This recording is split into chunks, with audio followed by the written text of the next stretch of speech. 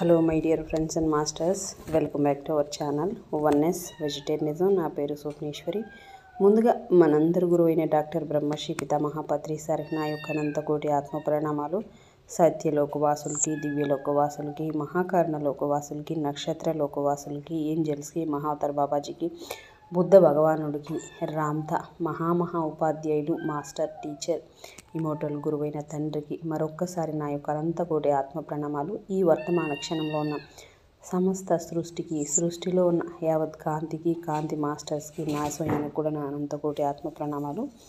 మరి రోజులాగానే ఈరోజు కూడా మరింత జ్ఞానాన్ని మనకు షేర్ చేయడానికి లక్ష్మీ మేడంకి సాదరంగా వెల్కమ్ చేద్దాం masters. Madam welcome. Madam welcome to our session. Over to you madam. Thank you madam. Thank you. నాకు జన్మనిచ్చిన నా తల్లిదండ్రులకి ఆత్మ ప్రణామాలు, కృతజ్ఞతలు. విశ్వంలోని గురువులందరికీ నా ఆత్మ ప్రణామాలు, కృతజ్ఞతలు. నాకు ధ్యానాన్ని, జ్ఞానాన్ని ప్రసాదించిన వంశీకరణ్ మాస్టర్ కి నా ఆత్మ ప్రణామాలు, కృతజ్ఞతలు. బ్రహ్మర్షి పితామహ పత్రి మాస్టర్ గారికి మరియు రామ్తా మాస్టర్ గారికి, ఓషో మాస్టర్ గారికి నా శతకోటి ఆత్మ ప్రణామాలు, కృతజ్ఞతలు. నాకు అవకాశం ఇచ్చిన స్వప్నేశ్వరి మేడం గారికి ఆత్మ ప్రణామాలు, కృతజ్ఞతలు. విశ్వంలోని ప్రస్తుత వర్తమాన క్షణానికి మరియు నా స్వయానికి, ఈ వర్తమాన క్షణంలోని సమస్త ప్రాణకోటికి నా ఆత్మ ప్రణామాలు, కృతజ్ఞతలు. మరొక్కసారి వన్నెస్ వెజిటేరియనిజం క్రియేటర్ స్వప్నేశ్వర్ మేడం గారికి, youngest Guru, thank you very much madam. Thank you very much. మనం చదువుకునే బుక్ ఓషో ప్రేమ పెళ్లి. విన్నది కొంచెం కంటిన్యూ చేయనా మేడం?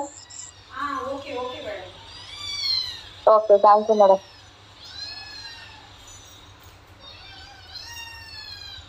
నిన్నటి చదివిన దాని నుంచి కొంచెం తీసుకుందాం మాస్టర్స్. అందరు వినండి, హ్యాపీగా దీన్ని ఎవరికైనా షేర్ చేయండి, సబ్స్క్రైబ్ చేయండి. పెళ్లి ఒక సంప్రదాయం, అదొక చట్టబద్ధమైన బానిసత్వం. ప్రేమ హృదయానికి సంబంధించింది, పెళ్లి మనసుకు సంబంధించింది. అందుకే నేను ఎప్పుడు పెళ్లిని సమర్థించను. కానీ నేను అప్పుడప్పుడు జనాలను పెళ్లి చేసుకోమని చెప్పడానికి సంబంధించిన ఈ ప్రశ్న చాలా సమయోచితంగాను సముచితంగాను అనిపిస్తుంది. పెళ్లి నరకమే, కానీ కొన్నిసార్లు ప్రజలకు అది అవసరం. ఏం చేసేది? అందుకే నేను వాళ్ళని పెళ్లి చేసుకోమంటాను. వాళ్ళు నరకాన్ని తెలుసుకోవాలి, దాన్ని అనుభవిస్తే గాని వాళ్ళకి అది అర్థం కాదు. పెళ్లిలో ప్రేమ వికసించలేదని నేను చెప్పట్లేదు, అది వికసించదు, కానీ దానికి ఆ అవసరం లేదు. అలాగే ప్రేమలో వివాహ బంధం రాణించలేదని నేను చెప్పట్లేదు, అది రాణించగలదు, కానీ దానికి అవసరం లేదు. ఇందులో ఎలాంటి తర్కానికి తావులేదు. ప్రేమ పెళ్లిగా మార్పు చెందగలదు. అప్పుడు అది సామాజిక సాంప్రదాయంగా, ఒక వ్యవస్థగా, ఒక బానిసత్వంగా కాకుండా పూర్తి విలక్షణమైన వివాహం అవుతుంది. ప్రేమ పెళ్లిగా మారడం అంటే ఇద్దరు వ్యక్తులు ఒకరిపై ఒకరు అధికారాన్ని ప్రదర్శించుకునే రీతిలో కాకుండా పరిపూర్ణమైన స్వేచ్ఛలో ఇద్దరు కలిసి జీవించాలని నిర్ణయించుకోవడం అన్నమాట. ప్రేమ తనకు మాత్రమే అనే భావన కాదు, అది స్వేచ్ఛనిస్తుంది. పెళ్లిలో ప్రేమ వికసించినప్పుడు ఆ పెళ్లి మామూలు విషయం కాబోదు, అది పూర్తిగా అసాధారణమైన విషయం అవుతుంది.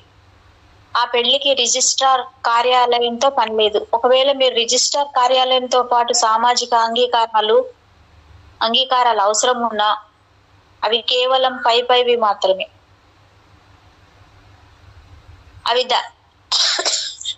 అవి దాని కేంద్ర అంతర్భాగానివి కావు. కేంద్రంలో హృదయం ఉంటుంది, స్వేచ్ఛ ఉంటుంది. కొన్నిసార్లు పెళ్లి ద్వారా కూడా ప్రేమ చిగురించగలదు, కానీ అది చాలా అరుదుగా జరుగుతుంది. పెళ్లి ద్వారా ప్రేమ చాలా అరుదుగా సంభవిస్తుంది. మహా అయితే స్నేహం, సానుభూతి లభిస్తాయి తప్ప ప్రేమ రాదు. ప్రేమ ఉద్వేగభరితమైంది, సానుభూతి నిరుత్సాహకరమైంది. ప్రేమ సజీవమైంది, సానుభూతి ఏదో అలా కాస్త గోరువెచ్చగా ఉంటుంది. కానీ ప్రజలను పెళ్లి చేసుకోమని నేను ఎందుకు చెప్తానో తెలుసా? వారికి రక్షణ, సామాజిక అంగీకారం చాలా అవసరమని. పెళ్లి చేసుకోకపోతే ప్రేమించలేమేమో అన్న భయం వారిలో బలంగా ఉందని నాకు అనిపించినప్పుడు, సరే పెళ్లి చేసుకోండి అని వారితో అంటాను. కానీ వారు దాన్ని దాటి ముందుకు పోయేందుకు నేను వారిని సహకరిస్తూనే ఉంటాను. పెళ్లిని అధిగమించి తీరాలి, అప్పుడే అసలైన పెళ్లి అవుతుంది. పెళ్లిని పూర్తిగా మర్చిపోవాలి. నిజానికి మీరు ప్రేమిస్తున్న వ్యక్తి ఎప్పుడు అపరిచితుడుగానే ఉండిపోవాలి తప్ప, మీరు ప్రేమిస్తున్నారు కాబట్టి ఎదుటి వ్యక్తి చేసినట్లుగా మీరు ఎప్పుడు భావించకూడదు. ఇద్దరు వ్యక్తులు అపరిచితులుగా కలిసి జీవించడంలో ఒక రకమైన సౌందర్యం, నిరాడంబరమైన అమాయకమైన సౌందర్యం గోచరిస్తుంది. అందరూ అపరిచితులు, ఎందుకంటే ఒక వ్యక్తి గురించి తెలుసుకోవడం అసంభవం. తెలియడం అనేది పై విషయం. వ్యక్తి ఒక నిగూఢమైన రహస్యం. అతను ఒక అనంతమైన రహస్యం. అందుకే అందరిలో దేవుడు ఉన్నాడంటాం. దేవుణ్ణి మీరు ఎలా తెలుసుకోగలరు?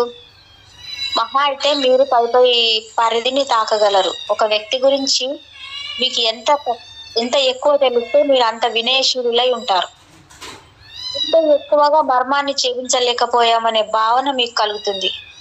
నిజానికి మర్మం ఇంకా చాలా లోతుగా తయారవుతుంది. మీరెంత ఎక్కువగా తెలుసుకుంటారో నాకు తెలుసు అనే భావన అంత తగ్గిపోతుంది. ప్రేమికులు నిజంగా ప్రేమలో ఉంటే వారెప్పుడు ఎదుటి వ్యక్తిని తెలిసిన విషయం అనే స్థాయికి తక్కువ చేసి చూడరు. ఎందుకంటే విషయాలే తెలుస్తాయి కానీ వ్యక్తులు కాదు, కేవలం విషయాలు మాత్రమే జ్ఞానంలో భాగం కాగలవు. వ్యక్తి ఒక రహస్యము, మర్మము, అంతుపట్టని మర్మం. పెళ్లిని అధిగమించండి. అది చట్టబద్ధము, సాంప్రదాయము, కుటుంబమా అనేది ఒక విషయం కాదు. అవన్నీ అర్థం లేని విషయాలు అయినా అవి కూడా అవసరమే, ఎందుకంటే మీరు సమాజంలో జీవిస్తున్నారు. కానీ దాన్ని అధిగమించండి, అక్కడితో ఆగిపోకండి. ఎవరిని నా సొంతం అని భావించాలని ప్రయత్నించకండి. మీ జీవిత భాగస్వామిని భర్త అని భావించకండి, ఎందుకంటే భర్త అనే పేరుతో ఒక వ్యక్తి సౌందర్యాన్ని అసహ్యమైన స్థాయికి తగ్గించకండి. అలాగే ఈమె నా భార్య అని ఎప్పుడు చెప్పకండి. అలా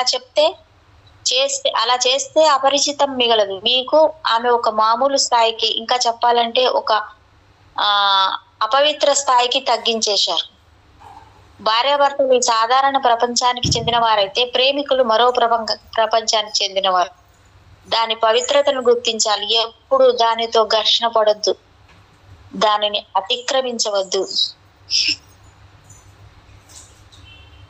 ప్రేమికుడు తటపటాయిస్తూ ఉంటాడు. అతను ఎప్పుడు మీరుగా ఉండేందుకు అవకాశం ఇస్తాడు. అతను కృతజ్ఞుడు. మీరు తన ఆధీనంలో ఉన్నట్లుగా అతను ఎప్పుడు భావించడు. అప్పుడప్పుడు చాలా అరుదైన క్షణాలలో మీతో కలిసి ఉండేందుకు మీ పవిత్ర అంతరంగ మందిరంలోకి ఆహ్వానించినప్పుడు అతను చాలా పొంగిపోయి మీ పట్ల అతను కృతజ్ఞుడిగా ఉంటాడు. అతను ఎప్పుడు కృతజ్ఞుడే. కానీ భార్యాభర్తలు ఎప్పుడు ఒకరిపై ఒకరు ఫిర్యాదు చేసుకుంటూ ఘర్షణ పడుతుంటారు. వారెప్పుడు ఒకరి పట్ల ఒకరు కృతజ్ఞులుగా ఉండరు. వారి ఘర్షణ చూస్తే చీ అనిపిస్తుంది. ప్రేమ సౌందర్యం ఎక్కడా కనిపించదు. భార్య, భర్త, పిల్లలు ఇలా నిత్యం జరిగే సాదాసీదా విషయాలే ఉంటాయి. కొత్త విషయాలు ఏమి ఉండవు. అందుకే చెత్తంతా పోగవుతూ ఉంటుంది. భార్యాభర్తలు నిరుత్సాహంగా కనిపిస్తారు. భావగీతం లాంటి వారి జీవితం దాని అర్థాన్ని, ప్రాముఖ్యతను, స్పందనను కోల్పోయి మొద్దుబారిపోయింది. ప్రేమ, భావగీతము, పెళ్లి మామూలు మాటల పొందిక. ఏ కూరలు కొనడానికో అయితే మామూలు మాటలు సరిపోతాయి. కానీ ఆకాశాన్ని చూస్తూ దైవంతో సంభాషించేందుకు అవి చాలవు. భావగీతం కావాలి. మామూలు జీవితం మాటల పొందికల్లా ఉంటుంది. అదే ఆధ్యాత్మిక జీవితం అయితే ఏదో తెలియని ఒక విశిష్టమైన లయ, తాళ గతులతో కూడిన భావగీతంలా ఉంటుంది. నేను పెళ్లికి వ్యతిరేకిని, నన్ను తప్పుగా అర్థం చేసుకోకండి. పెళ్లి చేసుకోకుండా జీవించండి అని నేను చెప్పట్లేదు. సమాజానికి కావాల్సింది చెయ్యండి, కానీ అదే అంతా అనుకోకండి. అది కేవలం పై పరిధి మాత్రమే. దాన్ని అధిగమించండి. ఒకవేళ అలా అధిగమించాలని మీరు భావించినట్లు నాకు కనిపిస్తే మిమ్మల్ని పెళ్లి చేసుకోమని అంటాను. నిజానికి ఒకవేళ మీరు నరకాన్ని కోరుకుంటున్నట్లు నాకు అనిపిస్తే నేనే మిమ్మల్ని అందులోకి తోసేస్తా, ఎందుకంటే అది మీకు కావాలి కాబట్టి. అలాగే మీరు ఎదుగుతారు. పెళ్లి ఒక వల. ప్రియతమ ఓషో, మీరు పెళ్లికి వ్యతిరేకులని నాకు తెలుసు, కానీ పెళ్లి చేసుకోవాలనే ఉంది. నాకు మీ ఆశీర్వాదాలు దక్కుతాయా? నేను పెళ్లికి వ్యతిరేకిని కాను. నేను ప్రేమ పక్షం వహిస్తాను. ఒకవేళ ప్రేమ పెళ్లిగా మారితే మంచిదే, కానీ పెళ్లి నుంచి ప్రేమను మాత్రం ఆశించొద్దు బాబోయ్, అది అసంభవం. ప్రేమ పెళ్లి అవ్వచ్చు. మీ ప్రేమని పెళ్లిగా మార్చేందుకు మీరు చాలా జాగ్రత్తగా పనిచేయాలి. సాధారణంగా మనుషులు వారి ప్రేమను నాశనం చేసుకుంటారు. దాన్ని నాశనం చేసేందుకు చేయాల్సినవన్నీ చేసి తర్వాత వాళ్ళు బాధపడతారు. ఆ తర్వాత తప్పేం జరిగింది అని నసుగుతూనే ఉంటారు. మనుషులు ప్రేమ కోసం ప్రయత్నిస్తారు, ఎందుకంటే వారికి ఎరుక లేదు. వారి వ్యామోహం మంచిదే, కానీ వారి ప్రేమ అసూయ, తనది అనే భావన, కోపం, అసహ్యంతో నిండి ఉంటుంది. వారు త్వరలోనే ఆ ప్రేమను నాశనం చేసేస్తారు. కాబట్టి శతాబ్దాల తరబడి వారు పెళ్లిపైనే ఆధారపడ్డారు. ప్రేమ పట్ల కోరిక, వ్యామోహం ఉంటుంది, కానీ ప్రేమకు చాలా ఎరుక అవసరం. అప్పుడే తన పతాక స్థాయి చేరుకోగలదు. ఆ పతాక సన్నివేశమే పెళ్లి. చట్టంతో దానికి పని లేదు. 2 హృదయాలు పరిపూర్ణత్వంలో విలీనమైపోతాయి. ఏకకాలంలో 2 వ్యక్తులు ఒకేలా పనిచేస్తారు. పెళ్ళంటే అదే. కానీ మనుషులు ప్రేమ కోసం ప్రయత్నిస్తారు, ఎందుకంటే వారికి ఎరుక లేదు. వారికి వ్యామోహం మంచిదే, కానీ వారి ప్రేమ అసూయ, తనది అనే భావన, కోపం, అసహ్యంతో నిండి ఉంటుంది. వారు త్వరలోనే ఆ ప్రేమను నాశనం చేసేస్తారు. కాబట్టి శతాబ్దాల తరబడి వారు పెళ్లిపైనే ఆధారపడ్డారు. పెళ్లితో ప్రారంభించడమే మంచిది. కనీసం చట్టం ఆ పెళ్లి నాశనం కాకుండా మీకు రక్షణ ఇవ్వగలదు. సమాజం, ప్రభుత్వం, న్యాయస్థానం, పోలీసులు, మతాచార్యులు వీరందరూ కూడా వివాహ వ్యవస్థలో మీరొక బానిసలా జీవించేలా చేస్తారు. వ్యవస్థీకృతమైన పెళ్లిలో మీరు బానిసగా ఉంటారు. కేవలం బానిసలు మాత్రమే వ్యవస్థలో జీవించాలనుకుంటారు. పెళ్లి పూర్తి భిన్నమైన అంశం. అది ప్రేమకు పరాకాష్ట. అప్పుడే అది బాగుంటుంది. నేను పెళ్లికి వ్యతిరేకిని కాను. నేను అసలైన పెళ్లి వైపు నిలబడతాను. ఇప్పుడున్న అబద్ధపు బూటకపు పెళ్లికి నేను వ్యతిరేకిని. అదొక ఏర్పాటు. అది మీకు కొంత హామీ, భద్రత, వ్యాపకం కల్పిస్తుంది. అది మిమ్మల్ని అలా ఏదో ఒక పనిలో, నీ అనుబంధంలో నువ్వు సృజనాత్మకతను నింపగలిగినప్పుడు దానికి నువ్వు ఆలంబనగా నిలిచి దానిని పరిపుష్టం చేసి ఇతరుల పట్ల కరుణ చూపగల శక్తి నీకుంటే, వ్యామోహం మాత్రమే కాదు, వ్యామోహం ఒక్కటే ప్రేమను స్థిరంగా ఉంచలేదు.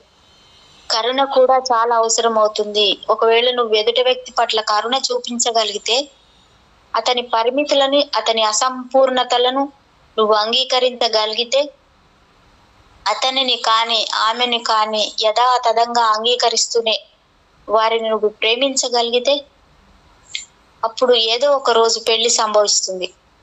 దానికి సంవత్సరాలు పట్టొచ్చు, నీ జీవితకాలం అంతా పట్టొచ్చు. అప్పుడు నీకు నా ఆశీర్వాదాలు ఉంటాయి. కానీ చట్టబద్ధమైన పెళ్లి కోసం అయితే నీకు నా ఆశీర్వాదాలు అవసరం లేదు. పైగా నా ఆశీర్వాదాలు నీకు ఏ విధంగానూ సహాయపడవు కూడా. కాబట్టి అందులోకి దూకేందుకు ముందు చాలా జాగ్రత్తగా ఉండు. ఇంకోసారి ఆలోచించు. ఒక ఆమె పెంపుడు జంతువుల దుకాణానికి వెళ్ళి ఒక పెద్ద ముక్కు ఉన్న పక్షిని చూసి, వింతగా కనిపిస్తున్న ఈ పక్షి ఏమిటి అని దుకాణదారుని అడిగింది. అది గోబెల్ పక్షి అన్నాడు దుకాణదారుడు. దాన్ని గోబెల్ పక్షి అని అలా ఎందుకు అంటున్నావు అంది ఆమె. అప్పుడు అతను ఆ పక్షితో, గోబెల్ పక్షి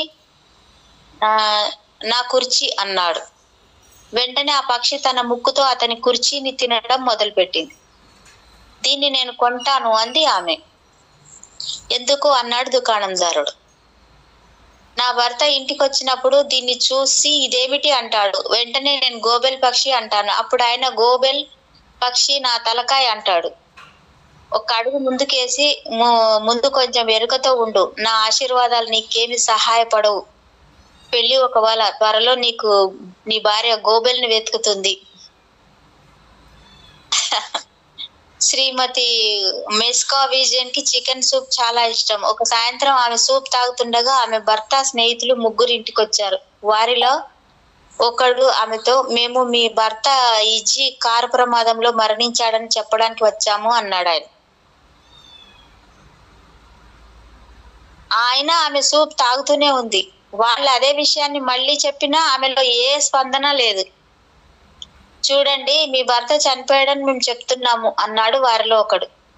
చూడండి, మీరు పెద్ద మనుషుల్లా సూప్ తాగడం అయిపోగానే నేను పెద్దగా అరవడం మీరు వింటారు అందామె. పెళ్లి ప్రేమ కాదు, అది వేరే. ఒక ఆమె తన భర్త సమాధి దగ్గర, ఓ జోసెఫ్, నువ్వు పోయి 4 ఏళ్లైనా నేను నిన్ను మర్చిపోలేకపోతున్నాను అంటూ విలపిస్తుంది. ఆ దారిన పోయే వ్యక్తి, మీరు ఎవరి కోసం విలపిస్తున్నారు అని అడిగాడు. నా భర్త జోసెఫ్ కోసం, అతనిని మర్చిపోలేకపోతున్నా అంది ఆమె.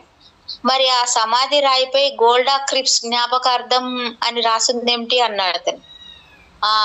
అతను అంతా నా పేరు మీద పెట్టాడులే అంది ఆమె. మీరు వలలో చిక్కుకునే ముందు కొంచెం ఎరుకలో ఉండండి. పెళ్లి ఒక వల. మీరు స్త్రీ మీ ద్వారా ఆ వలలో చిక్కుకుంటారు. దాంతో మీరు ఒకరినొకరు శాశ్వతంగా చట్టబద్ధంగా హింసించుకునేందుకు అనుమతించబడతారు. ప్రత్యేకించి ఈ దేశంలో ఈ జన్మలో కాదు, జన్మ జన్మలకు అది వెంటాడుతూనే ఉంటుంది. ఎందుకంటే పెళ్లి 7 జన్మల బంధం మన దేశంలో. అందువల్ల విడాకులు చనిపోయిన తర్వాత కూడా అనుమతించబడు.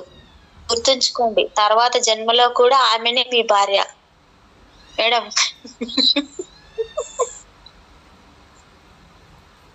దేవుడా. పెళ్లి ప్రేమకు సమాధి. తండ్రి కొడుకు అన్న చెల్లెలు మధ్య ఉండే అనుబంధం ఎలాంటి మార్పుకు లోను కాకుండా స్థిరంగా ఉండే బంధం. ఒక రకంగా అది జీవం లేని బంధం. ప్రియుడు ప్రియురాలు మధ్య ఉండే ఆ అనుబంధంతో పోల్చి చూస్తే ఆ తేడా మీకే తెలుస్తుంది. వారి అనుబంధం అతి సున్నితం, అనుక్షణం ఊహించలేనంతగా మారిపోతూ ఉంటుంది.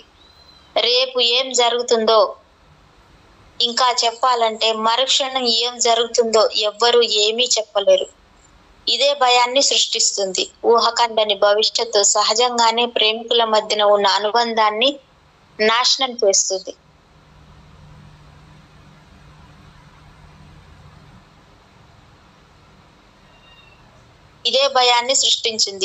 సృష్టిస్తుంది. ఊహకందని భవిష్యత్తు సహజంగానే ప్రేమికుల మధ్యన ఉన్న అనుబంధాన్ని నాశనం చేస్తుంది. అలాగే పెళ్లి ప్రేమికుల మధ్య అమ్మ, నాన్న, అన్న, చెల్లెలు వంటి స్థిరమైన బంధాన్ని సృష్టిస్తుంది. మార్పుకి సంబంధించిన ఈ భయం నుంచి తప్పించుకునేందుకు, అనుబంధాన్ని మరింత దృఢపరిచేందుకు పెళ్లి కాని ప్రేమ ఎలాంటిదంటే దాన్ని ఘనీభవించాలని మీరు ప్రయత్నించిన మరుక్షణం అది మరణిస్తుంది. అలాగే దాన్ని స్థిరంగా ఉంచాలని మీరు ప్రయత్నించిన మరుక్షణం అది అదృశ్యమవుతుంది. ప్రేమ వసంత సమీరం లాంటిది. అది వస్తుంది. అలా వచ్చేటప్పుడు అద్భుతమైన సౌందర్యాన్ని, మైమరిపించే సుగంధాన్ని వెంట తెస్తుంది. కానీ అది వెళ్ళిపోతుంది. అయితే అలా వచ్చినప్పుడు మాత్రం అది నీతోనే శాశ్వతంగా ఉంటుందనే భావనను నీలో కలిగిస్తుంది. ఆ భావన ఎంత దృఢంగా ఉంటుందంటే మీరు అసలు సందేహించనే లేరు. అలాంటి అవకాశమే ఉండదు. ఎందుకంటే ప్రేమ వసంత సమీరం లాంటిదన్న సంగతి మీకు తెలియదు. మీరు అలాంటి ఉద్వేగంలో ఉంటారు. అది వసంత సమీరం అని, అది వస్తే వస్తుందని, పోతే పోతుందని తెలియని, ఎలాంటి సందేహాలు రాని ఉద్వేగంలో మీరు ఒకరినొకరు వాగ్దానాలు చేసుకుంటారు. దాని రాకపోకలు మీ చేతుల్లో లేవు. దాన్ని మీ గుప్పిట్లో బంధించలేరు. గుప్పిట తెరిస్తే మీకు చల్లదనం తెలుస్తుంది. గుప్పిట మూస్తే లోపల గాలి లేకపోవడంతో అక్కడ చల్లదనం, సుగంధం ఉండదు. భయం వల్లే మనిషి తన ప్రేమను తల్లి, తండ్రి, అన్న, చెల్లెలు వంటి అనుబంధాలలోకి మళ్లించాడు. కానీ తన తల్లి, తండ్రి, అన్న, చెల్లెలు ఏవి తన ఎంపిక కాదని మనిషి పూర్తిగా మర్చిపోయాడు. కానీ మీరు ప్రేమలో పడ్డ స్త్రీ మాత్రం మీ పుట్టుకతో ఇవ్వబడలేదు. దానికి పూర్తి ఎరుకతో కూడా ఎంపిక అవసరం. అయినా కూడా అది భయాన్ని కలిగిస్తుంది. ఒకవేళ మీకు కావాల్సిన తల్లిని, తండ్రిని, అన్నలు, చెల్లెళ్లను ఎంచుకోవాల్సిన పరిస్థితి మీకు దాపురిస్తే ఎవరిని ఎంచుకోవాలి, ఎవరిని ఎంచుకోకూడదు అనే అదుర్ద వల్ల మీ జీవితం ఎంతో భారమైపోతుందో ఒక్కసారి ఆలోచించండి. కానీ ఇవన్నీ మీకు పుట్టుకతోనే లభించాయి. మీకోసమే ప్రకృతి వాటిని సమకూర్చింది. అవి శారీరకమైన బంధాలు. ప్రేమ మానసికమైంది, అది మీపైనే ఆధారపడి ఉంటుంది. మీరు తప్పు చేస్తారో ఏమో అనే భయాన్ని సృష్టిస్తుంది. కొడుకుగా ఉంటూ తల్లి దగ్గర తప్పు చేయలేరు, మీరేం చేయగలరు? ప్రతి తల్లి, ప్రతి కొడుకు అందమైన వారే, ప్రతి తండ్రి గొప్పవాడే, అలాగే ప్రతి కొడుకు ప్రత్యేకమైన వాడే. మిమ్మల్ని ఎవరు ఏమీ అడగలేరు, అసలు మీరు దాని గురించి ఆలోచించే ఉండరు. ఇవన్నీ అలా మీకు జరిగిపోయాయి. తల్లి, తండ్రి, అన్న, చెల్లెలు వంటి అనుబంధాలన్నింటికీ మీరు బలయ్యారు. ఏం చెయ్యాలన్నా అది మీ చేతుల్లో లేదు, అది మీ చేతుల్లో లేదు, మీ వల్ల కూడా కాదు అసలు.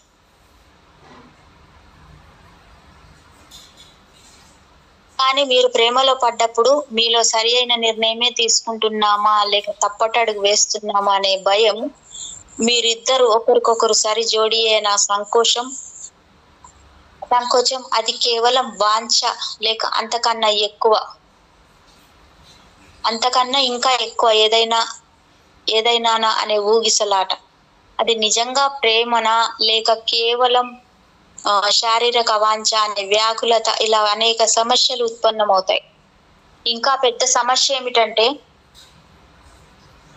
ఈ ప్రేమ చిరస్థాయిగా ఉంటుందా అని. కాబట్టి ప్రేమ అదృశ్యం కాకముందే, మీరు మీకు అందుకోలేనంత దూరానికి పోకముందే సమాజం, రాజ్యం, చట్టాల నుండి హామీతో కూడిన ఆలంబన మీకు కొంత అవసరం అవుతుంది. అతని వ్యక్తిత్వం కానీ ఆమె వ్యక్తిత్వం కానీ మీకు తెలియదు. ఆ స్త్రీ పైనే, ఆ పురుషుని పైనే మీరు ఆధారపడటం అనేది చాలా ప్రమాదకరం. ఎందుకంటే ఆ ప్రేమ మూలాలలో మీ భవిష్యత్తు ఎలా ఉందో కూడా మీకు తెలియదు. కాబట్టి ప్రేమ స్థిరంగా ఉండేందుకు మీరు కొన్ని చర్యలు తీసుకోవాల్సి ఉంటుంది. నిజానికి చెప్పాల్సి వస్తే మీరు పుట్టుకతో భార్యను వెంట తెచ్చుకుంటే బాగుండేది. జైన మతంలో అలాంటి భావన ఉండేదని తెలిస్తే మీరు ఆశ్చర్యపోతారు. ఎవరు ఒంటరిగా పుట్టరు, ఇద్దరు కలిసే కౌలలుగా పుడతారు. అందుకే సంస్కృతంలో భార్యను చెల్లెలకు భగిని అనే ఒక పదం ఉంది. అలా ఇద్దరికి ఒకే పదం వాడటం అనే ఆశ్చర్యం కలిగించే విషయం. చాలా పురాతన కాలంలో అలా ఉపయోగించేవారు. కాలక్రమేణా దాని అర్థం చెల్లెలుగా మారింది, కానీ మౌలికంగా ఆ పదం భార్య చెల్లెలు కోసమే ఏర్పడింది. నిజానికి భార్య చెల్లెలు ఒకరే అనే దాని అర్థం అన్నమాట. అయితే ఈ భావన చారిత్రక సత్యం కాదు. దేన్ని ఎంచుకోవాలి అనే విషయాన్ని అగ్ని పరీక్షకు పెట్టకపోవడమే మంచిదని దేవుడు, ప్రకృతి, అస్తిత్వం వగైరా వగైరా ఎవరైనా సరే దాన్ని నిర్ణయిస్తే అది మీలో నిక్షిప్తమై ఉన్న కోరికను బయట పెట్టడమే అవుతుంది. అది ఎవరో నిర్ణయించినదే కానీ మీరు నిర్ణయించుకున్నది కాదు అనే విషయాన్ని ప్రజలు ఎన్నో రకాలుగా ప్రయత్నించి తెలుసుకున్నారు. అందుకే పాత సమాజాలన్నీ ప్రేమ వ్యవహారాలకు వ్యతిరేకం. వారికి ఏం జరుగుతుందో తెలుసు, ఎందుకంటే వారిది స్వానుభవం. వేల సంవత్సరాలుగా ప్రేమ వ్యవహారాల పర్యవసానికి వారు సాక్షులు. కాబట్టి తల్లిదండ్రుల ఎంపిక చేయడమే శ్రేయస్కరం. భారతదేశంలో ఇంకా అది అలాగే జరుగుతుంది. 98% పెళ్లి సంబంధాలు తల్లిదండ్రులు ఎంపిక చేసినవి. పెళ్లి చేసుకునే వారి ప్రమేయం ఏ మాత్రం ఉండదు. గతంలో పెళ్లి చేసుకోబోయే అబ్బాయి, అమ్మాయి ఒకరినొకరు చూసుకునే అవకాశం ఉండేది కాదు. మీ పెద్దలను మీరు నమ్మకపోవడం అనేదే చాలా అగౌరవమైన విషయం. జీవితం పట్ల వారికి ఎంతో అవగాహన ఉంది, మీకేం తెలుసు? మీరు ఎలా ఎంచుకుంటారు? ఎలాంటి ప్రమాణాలకు మీరు పాటిస్తారు? అందమైన ముఖమా, మంచి రంగు, అందమైన ముక్కు, మంచి సౌష్ఠవమా? మీరు ఎలా నిర్ణయించుకుంటారు? పెళ్లి అయిపోయిన తర్వాత ఇంకేవి అక్కర్లేదు, ఏవి అక్కరకు రావు. ఒక్కసారి పెళ్లి అయిపోయిన తర్వాత భార్య ముక్కు ఎలా ఉంది, భర్త కళ్ళు ఎలా ఉన్నాయి అనే వాటి గురించి ఎవరు పట్టించుకుంటారు? వాస్తవానికి ఒకరినొకరు అసలు ఏ మాత్రం చూసుకోరు. పెద్దవాళ్ళకి అంతా బాగా తెలుసు, కానీ పట్టించుకోవాల్సిన ఇతర ప్రమాణాలు ఉంటాయి. 2 కుటుంబాల పెద్దలు వాటిని ఆమోదించాల్సి ఉంటుంది. వారు ఇంకా ఇతర పెద్దలను పరిగణలోకి తీసుకుంటారు. వారే హస్త సాముద్రికవేత్త, జ్యోతిష పండితుడు. అంతేకాని పెళ్లి చేసుకోబోయే అబ్బాయిని, అమ్మాయిని వారు ఏమీ అడగరు. నా అభిప్రాయాలను మీరు గమనించారా? నక్షత్రాలు, హస్తరేఖలు, జాతక చక్రం, ఖగోళ శాస్త్రజ్ఞుడు, జ్యోతిష పండితుడు వీరంతా మొత్తం మీద బరువు బాధ్యతలను మీ పెద్దవారి తరఫున తమ నెత్తిన వేసుకుంటారు. తండ్రి, తాతయ్య, అమ్మ, అమ్మమ్మ, పెద్దనాన్న, బంధువులు ఇలా వీరంతా అన్ని కోణాల నుంచి క్షుణ్ణంగా పరిశీలించి చర్చించి ఒక నిర్ణయానికి వస్తారు. మీకేం తెలుసు? ఇప్పటి వరకు ప్రపంచ వ్యాప్తంగా ఇలాగే జరుగుతుంది. దీనికి అసలు కారణం ప్రేమ చాలా సున్నితమైనది, దానిపై ఆధారపడలేం. కాబట్టి ఒకవేళ ప్రకృతి మీకు పుట్టుకతోనే భార్యనో భర్తనో ఇవ్వకపోతే సమాజం దాని స్థానంలో నిలబడి ఆ బాధ్యతను నిర్వహిస్తుంది. అంతేకాని మీరు ఎంచుకోవడానికి వీల్లేదు. ఎందుకంటే మీ ఎంపిక రేపు మారిపోగలదు. నిజానికి అది మారిపోతుంది. ప్రేమ స్థిరమైంది కాదు, అది మారిపోయే అనుబంధం. అందుకే పెళ్లి పుట్టుకొచ్చింది. ప్రేమకు మరణమే పెళ్లి. అవును, మీ అందమైన జ్ఞాపకార్థం ఎంతో అందమైన చలువరాతి సమాధిని మీరు నిర్మించారు, కానీ దాన్ని మీరెలా పిలిచినా అది సమాధి. కానీ ప్రపంచంలోని ప్రతి సమాజం దాని పక్షాన్ని ఎందుకుంది? అదేదో కేవలం కాకతాళీయంగా జరిగింది కాదు. ప్రేమ వల్ల ఎదురయ్యే గందరగోళం, ఉద్రిక్తత, ఆతృత, సంక్షోభాలను తప్పించి ఆ వ్యక్తిని, కుటుంబాన్ని, పిల్లలను, వారి భవిష్యత్తును రక్షించేందుకు వారు పెళ్లిని నిశ్చయించారు. లక్షల మంది దాన్ని అనుసరిస్తున్నారు. వేల సంవత్సరాలుగా ఆ విధానాన్ని ఎవ్వరూ ప్రశ్నించలేదు. అసలు పెళ్లి ఎందుకు తప్పనిసరిగా కావాలి అనే అంశంపై ఎవ్వరూ పరిశీలించలేదు. అది అవసరమే, ఎందుకంటే ప్రేమ ఒకటే సరిపోదు. ఇవాళ ప్రేమ ఉంది, ఒక అతిథి మాత్రమే. అవును, ప్రేమ అనేది ఉంటే చాలా ఉంటుంది, పొంగి ప్రవహిస్తూ ఉంటుంది. కానీ అది వెళ్ళిపోవడం అంటూ జరిగితే అసలు అంతకు ముందెప్పుడు తాను అక్కడ ఉన్నట్లే తెలియకుండా పూర్తిగా వెళ్ళిపోతుంది. అది చాలా ఆలస్యంగా వచ్చినా అంత సాధించేశామన్న భావనతో అది తన ఉనికిని మొత్తం నింపేస్తుంది. కానీ వెళ్ళిపోయేటప్పుడు తన అడుగుల సవ్వడి కూడా వినపడనంత నిశ్శబ్దంగా జారుకుంటుంది. లేనప్పుడు మాత్రమే అది లేదని మీకు తెలుస్తుంది. అలాగే అది వెళ్ళిపోగానే అంతా కోల్పోయినట్లుగా మీరు భావిస్తారు. మీరు తెలివైన వారైతే చాలా కొద్ది మంది మాత్రమే అలా ఉంటారు. ఆ అందమైన క్షణాలు వచ్చి వెళ్ళినందుకు వాటి పట్ల మీరు ఎంత కృతజ్ఞులుగా ఉంటారు. ఎందుకంటే అవి మళ్ళీ రావాల్సిన పని లేదు. ఆ అందమైన క్షణాలు నువ్వు అర్హుడివా కాదా అనే విషయాన్ని కూడా పట్టించుకోకుండా వాటంతట అవే మీ దగ్గరకు వచ్చి ఒక అద్భుతమైన అనుభవాన్ని, జీవన మాధుర్యాన్ని, హృదయం ఎంతో అమాయకంగా వికసించిన అనుభూతిని మీకు ఇచ్చాయి. మీరు నిజంగా తెలివైన వారైతే అవి అలా నిత్య యవ్వనంతో తాజాగా పరిమళాలను అందిస్తూ మీతోనే ఉండి మీరు మరింత గాఢంగా ప్రేమించగల శక్తినిస్తాయి.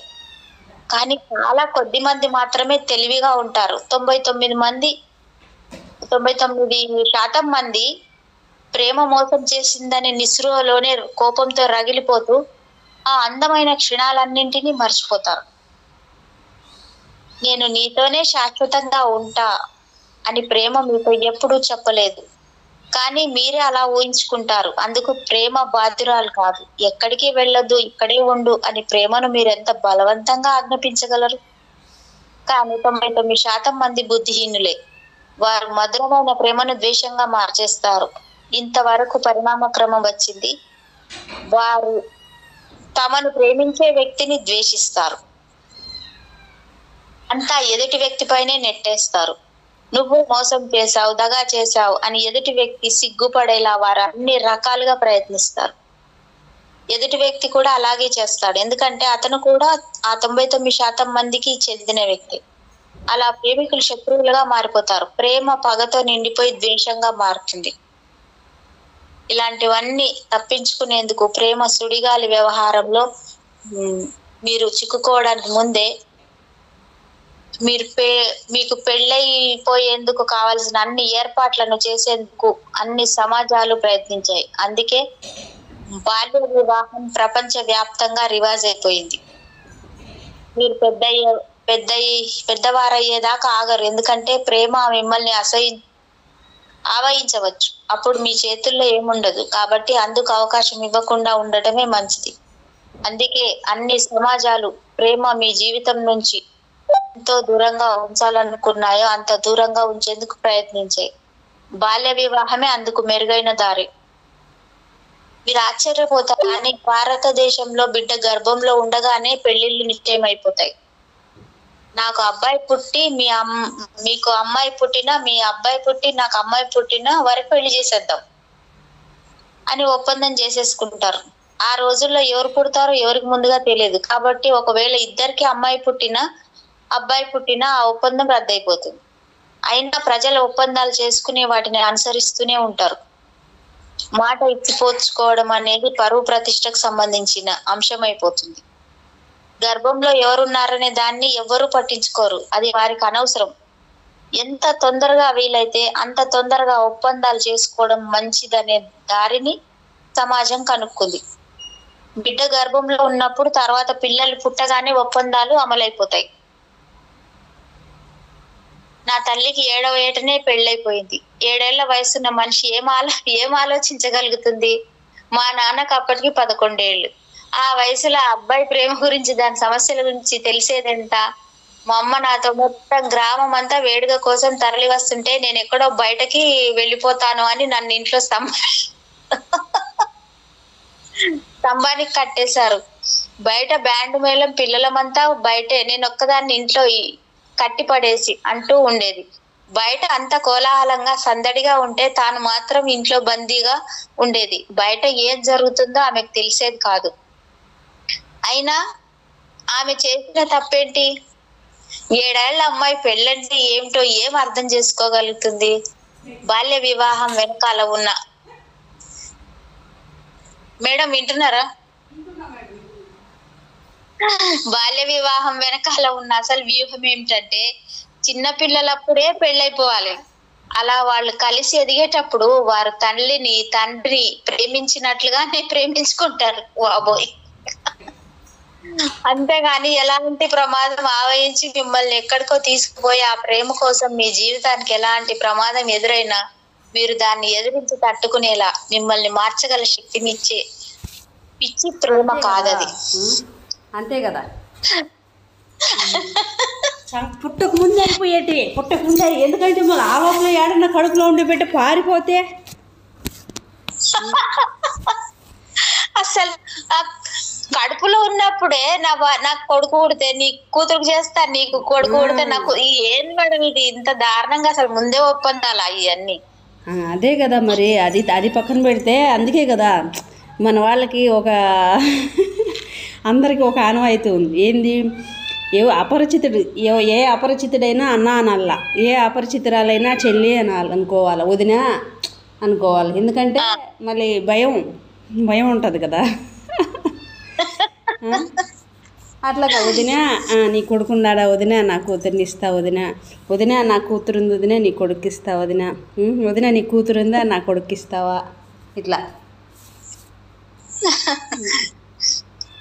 ఏముంది బాబా, మీరు దాన్ని ఎదిరించే తట్టుకునే మిమ్మల్ని మార్చగల శక్తినిచ్చే ప్రేమ పిచ్చి ప్రేమ కాదు. అది కేవలం అది ఒక తోడు, అంతకు మించి ఇంకేమీ కాదు. కలిసే తింటారు, కలిసి పడుకుంటారు. అలా సంతోషంలో, బాధలో, ఆరోగ్యంగా ఉన్నప్పుడు, రోగం వచ్చినప్పుడు ఒకరికొకరు శ్రద్ధ వేస్తూ ఒకరికొకరు తోడుగా ఉంటారు. అది ఇద్దరి మధ్య సహచర్యాన్ని సృష్టిస్తుంది. లక్షలాది ప్రజానీకం ఈ సహచర్యాన్నే ప్రేమ అనుకుంటుంది. పెళ్లి తర్వాత ప్రేమకు ఎలాంటి తావులేని పరిస్థితి సృష్టించడంలో సమాజం పూర్తిగా విజయవంతమైంది. బయట తిరిగేందుకు స్త్రీలకు అంగీకరించేవారు కాదు. మహమ్మదీయ దేశాలలో తమ ముఖాలకి చూపుకునేందుకు స్త్రీలకు అంగీకరించరు. ఒక మహమ్మదీయుని భార్య తన భర్తను అడిగే మొట్టమొదటి విషయం ఎవరి ముందు తన ముసుగును తొలగించవచ్చు అని. ఎందుకంటే తన భర్త అంగీకరించని వారి ముందు తన ముసుగును తొలగించడం అనేది ఘోర నేరం. అందుకే తన భార్య ఎవరెవరికి తన ముఖాన్ని చూపించవచ్చు ముందుగానే ఆమెతో చెబుతాడు బాబోయ్, లేకపోతే ఆమె ఎవరికి కనిపించదు. హిందూ భార్య కూడా దాదాపు అదే పరిస్థితిలో ఉంది. ఎవరైనా పెద్దవారు ఉన్నప్పుడు భర్త ముందు కూడా ఆమె పరదా చాటున ఉండాల్సిందే. మేడం నిన్న అనుకున్నాం చూడండి అది. ఆమె క్లబ్కు వెళ్ళకూడదు, నలుగురితో తిరగకూడదు, కనీసం దుకాణానికి వెళ్ళి కావాల్సినవి తెచ్చుకోకూడదు, ఇంటి 4 గోడల మధ్య మగ్గిపోవాల్సిందే. ఆమె మరొకరి ప్రేమలో పడే అవకాశమే లేదు. అధికార బలమున్న వాడికి ఇంకా మంచి ఏర్పాట్లు ఉండేవి. ఉదాహరణకి రాజులకు చాలా మంది రాణులు, భార్యలు ఉండేవారు. 1000 మంది భార్యలు ఉండడం అనేది ప్రమాదకరమైన విషయం. ఎందుకంటే రాజు వయసు అయిపోతుంది, అందుకే రాజులు భయపడేవారు. దీనికి తోడు తన రాజ్యంలో మంచి వయసులో ఉండి అందంగా కనపడిన ప్రతి స్త్రీని రాజు పెళ్లాడేసేవాడు. అధికారం రాజుదే. కనపడి ఏ ఊర్లో ఉంటే వాళ్ళు కట్టేయడమే, కట్టో బొట్టో అంతే అయిపోయి. ముసలాడైనా సరే తీసుకొచ్చి అంతే, రాజు కదా రాజ్యానికి, అంతే వాడు చెప్పింది చేయాలంతే, కట్టు పడేయడమే అంతే అంతే. ప్రతి స్త్రీని రాజు పెళ్లాడేసేవాడు. అధికారం అంతా రాజుదే కాబట్టి రాజు అడిగితే కాదనలేరు ఎవరు కూడా. అలా అలా రాజు ఒక పెద్ద భార్యల పరివారాన్ని తయారు చేసుకునేవాడు మేడం. భార్యల పరివారం అంట. అమ్మో, 1000 మందిని పెళ్లి చేసుకున్న రాజు అంట మేడం. 1000 మందిని చేసుకుంటే అప్పుడు చట్టం అనేది లేదా మరి? ఇంత మందిని చేసుకోవాలని పర్మిషన్ ఏంటి? నాకు అర్థం కాదు. మనిషి అయితే కదా 1000 మందిని చేసుకున్నాడంటే వాడు బాబా మనిషి, ఆ రాక్షసుడు అసలు వాడు. అంత పెద్ద భార్యల సమూహానికి పనివారి అవసరం ఉండేది. అది ప్రమాదకరమే. అందుకే మగ పనివారందరినీ నపుంసకులుగా చేసేసేవారు. వామ్మో, దాంతో వారి నుంచి ఎలాంటి ప్రమాదం ఉండేది కాదు. ఒక రాజు కోసం 100 మంది మగ సేవకులు నపుంసకులై ఉండేవారు. ఎందుకంటే రాణులు భార్యలు ఉండే రాజమందిరంలో వారు పనిచేయాలి. వారు పురుషులైతే అందుకు పనికి రారు. స్త్రీలకు కూడా పనికి నియమించేవారు కానీ కొన్ని పనులు స్త్రీలు చేయలేరు. అలాంటి పనుల కోసం పురుషులను బలవంతంగా నపుంసకులుగా మార్చేసి పనిలోకి తీసుకొచ్చేవారు. దేవుడా! కానీ రాజ్యాంగం, ఉదాహరణకి భారతదేశ రాజ్యాంగం బాల్య వివాహం కఠినంగా శిక్షించబడే నేరమని ప్రకటించింది. ఆ చట్టం పాశ్చాత్య దేశాలలో చదువుకున్న వారి చేత రాయబడింది. కానీ తమ ప్రజల గురించి వారికి తెలియదు. వారు లండన్ లో చదువుకుంటుండడం వల్ల వారికి లండన్ గురించి, ఫారిన్ గురించి, ఆధునిక భావాల గురించి తెలుసు. అంతేగాని తమ ప్రజల గురించి వారికి తెలియదు. మీ రాజ్యాంగం గురించి వారు పట్టించుకోరు. అందుకే బాల్య వివాహాలు ఇంకా ఇలా కొనసాగుతున్నాయి. వారిని శిక్షించే వారెవరు? కానిస్టేబుల్, తహసీల్దార్, డిప్యూటీ కలెక్టర్, మొత్తం గ్రామం, ఇలా అందరూ బాల్య వివాహంపై నమ్మకం ఉన్నవారే. మరి శిక్షను మీరు ఎవరిపై విధిస్తారు? కాబట్టి చట్టం చూసేందుకు బానే ఉంటుంది. దాన్ని ఢిల్లీలోనే ఆధారపడతారు.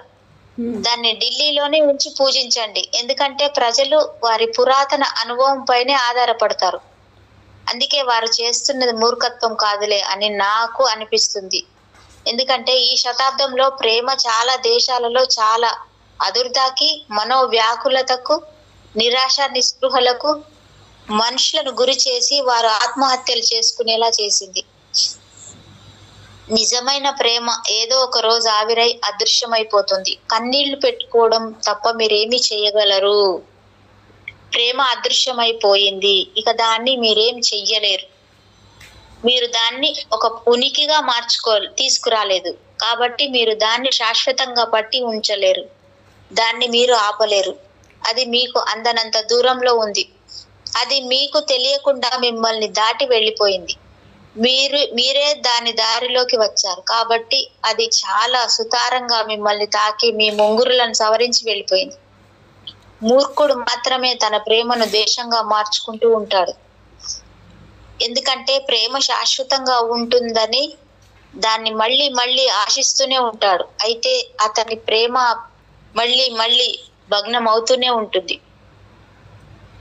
ఎందుకంటే ప్రేమ శాశ్వతం కాదు కాబట్టి. అలా మీ ప్రేమ శక్తి అంతా ద్వేషంగా మారిపోతుంది. ఉన్నవి రెండు రకాల అనుబంధాలే. ఒకటి స్థిరమైన అనుబంధం, అమ్మ, నాన్న, అన్నయ్య, తమ్ముడు, అక్క, చెల్లెలు, ఇలా. రెండవది అతి సున్నితమైన ప్రేమ వ్యవహారం, గురువుతో అనుబంధం కూడా ఇలాంటిదే. మనిషి సృష్టించిన అసహ్యమైన వ్యవస్థల్లో పెళ్లి ఒకటి. మంచి ఉద్దేశంతో బాగా ఆలోచించే దాన్ని సృష్టించడం జరిగింది. ఆ మంచి ఉద్దేశాన్ని నేను అనుమానించట్లేదు. ప్రజల జ్ఞానాన్ని మాత్రమే నేను సందేహిస్తాను. వారి ఉద్దేశం సరి అయినదే, కానీ వారి తెలివితేటలు చాలా మధ్యస్థంగా ఉన్నాయి.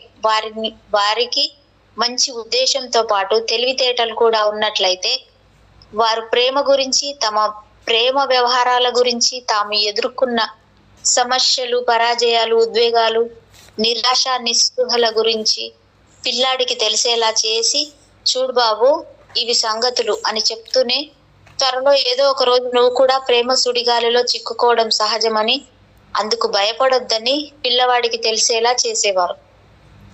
తెలివిగా ఉండండి, అప్పుడు ప్రేమ తన ఇంద్రధనుసు రంగులన్నీ మీకు ఇస్తుంది. మీరు అనేక మందితో అనేక రకాల అనుభవాలను పొందుతారు. ఎందుకంటే ఒక స్త్రీ మీ ఉనికి యొక్క ఒక దృక్పథాన్ని మాత్రమే తాకుతుంది. మిగిలిన దృక్కోణాలన్నీ ఆకలితో నకనకలాడుతూ ఉంటాయి. ఒక పురుషుడు మీ హృదయం యొక్క ఒక భాగాన్ని మాత్రమే తాకొచ్చు. అప్పుడు మిగిలిన భాగాలన్నీ ఎలాంటి ఎదుగుదలకు నోచుకోకుండా ఉండిపోతాయి. ఒకవేళ మీరు ఆ ఒక్కదాన్ని పట్టుకొని వేలాడితే అదొక్కటే రాక్షసిలా తయారై మిగిలిన భాగాలన్నీ ముడుచుకుపోతాయి. ఈ ప్రపంచానికి సలహా ఇచ్చేందుకు నన్ను అనుమతిస్తే ప్రజలు ప్రేమ అనుభవాన్ని ఇతోధికంగా పొందేందుకు సహకరించండి అని నేను సలహా ఇస్తా. ప్రేమ తుఫాను గందరగోళంలో ప్రజల్ని చిక్కుకోనివ్వండి. అందులోనే వారి ప్రేమ మూలతత్వాన్ని తెలుసుకోనివ్వండి. కిటికీలు, తలుపులు మూసేసి వారిని ఇంట్లోని దాచేందుకు ప్రయత్నించకండి. ఆ ఇంట్లో వారికి సౌకర్యంగా ఉన్నప్పటికీ వారు మృత జీవులే. అంతకన్నా మంచి సౌకర్యం సమాధిలో ఉంటుందని ఏ సమస్యలు, బాధలు ఉండవు. ఎవరు ఏ హాని చెయ్యలేరు. చివరికి మృత్యువు కూడా ఆసక్తురాలే. అంతకన్నా ఎక్కువ రక్షణ, ఎక్కువ సౌకర్యం, ఎక్కువ విలాసవంతమైన దాన్ని మీరేమి ఆశించగలరు? చలువరాతి సమాధి, దానిపై మీ పేరు సువర్ణాక్షరాలతో. కానీ మీరు మరణించారు. ప్రేమ మీకు సమస్యలను, ఉద్వేగాలను, మానసిక క్షోభలను తెచ్చిపెడుతుంది. తెలివి తక్కువతనమే ఈ సమస్యలను సృష్టిస్తుంది. కాస్త తెలివితో గమనిస్తే ప్రేమ మీ కొంపేము ముంచలేదని తెలుస్తుంది. అది మీకు కొన్ని అందమైన, అద్భుతమైన పారవశ్య క్షణాలను అందించింది. అందుకు బదులుగా అది మిమ్మల్ని ఏమీ అడగలేదు. అదేమి బేరం కాదు. అదొక అద్భుతమైన బహుమతి. అయినా మీరు ఎలాంటి వారో తెలుసా? ఆ ప్రేమ పట్ల మీరు ఎలాంటి కృతజ్ఞత చూపకపోగా దానిపై మీరు పగతో రగిలిపోతున్నారు. ఆ అందమైన, అద్భుతమైన పారవశ్య క్షణాలను అందించిన స్త్రీ పురుషుల పట్ల మీరు అత్యంత కృతజ్ఞతతో ఉండాలి. అవును, ఆ క్షణాలు మళ్ళీ రావు. వాటి కోసం మీరేం చెయ్యగలరు? వాటిని వెనక్కి గుంజుకు రాలేరు. ఒకవేళ వాటిని గుంజుకు రాగలిగిన అవి ప్రారంభంలో ఉన్నట్లుగా ఉండవు. ఎందుకంటే మళ్ళీ అవి పునరావృతం అవుతాయి. అందువల్ల అవి గతంలో మాదిరిగా అందమైన ఆనందాన్ని, అద్భుతమైన పరవశాన్ని అవి మీకు ఇవ్వవు. కాబట్టి వాటిని వెనక్కి గుంజుకు రావడం అనే మంచిది. లేకపోతే మనస్సులో దాగి ఉన్న ఆ మధురానుభూతుల జ్ఞాపకాలు సైతం మలినమైపోతాయి. కాబట్టి అద్భుతమైన ఆనందాన్ని అందించిన ఆ వ్యక్తిని గౌరవించి ఆ వ్యక్తి పట్ల కృతజ్ఞతతో ఉండండి. ఆమె మీకు, మీరు ఆమెకు ఒకరినొకరు అపరిచితులే కదా. ఏ కారణం లేకుండా, ఏ వ్యవహారం లేకుండానే, ఎలాంటి భేదం లేకుండానే ఈ విశ్వం అత్యంత రహస్యంగా మీ ఇద్దరిని కలిపి మీ ఇద్దరిలో ఏదో సంభవించేలా చేసింది. అది మీ ఇద్దరికి మంచిదే. అది మీరిద్దరూ మరింత పరిణతి చెందేలా చేసింది. బహుశా రేపు మళ్ళీ వసంత సమీరాలు మీ దరికి చేరవచ్చు. కానీ గతం తిరిగి రావాలని ఎప్పుడూ అడగొద్దు. అది అసంభవం. అలా అవడమే మీకు మంచిది. భవిష్యత్తును తెరిచి ఉంచి అందుబాటులో ఉండండి. ఎలాంటి పగతోనూ ఉండకండి. ఎందుకంటే అవి మీ భవిష్యత్తును మూసేస్తాయి. ఒకవేళ మీరు ఒక స్త్రీ పట్ల గాని, పురుషుని పట్ల గాని కోపంతో ఉంటే మీరు స్త్రీ పురుషులందరి పట్ల కోపంతో ఉంటారు. ఎందుకంటే స్త్రీ కేవలం స్త్రీ మాత్రమే కాదు, ఆమె స్త్రీ తత్వానికి ప్రతీక. అలా పురుషుడు కేవలం పురుషుడు మాత్రమే కాదు, అతను పురుష తత్వానికి ప్రతీక. మీరు కోపంతో అసహించుకోవడం ప్రారంభిస్తే మీరు తలుపులు, కిటికీలు మూసేస్తున్నట్లే. అప్పుడు వసంత సమీరాలు మీ గృహంలోకి ప్రవేశించవు.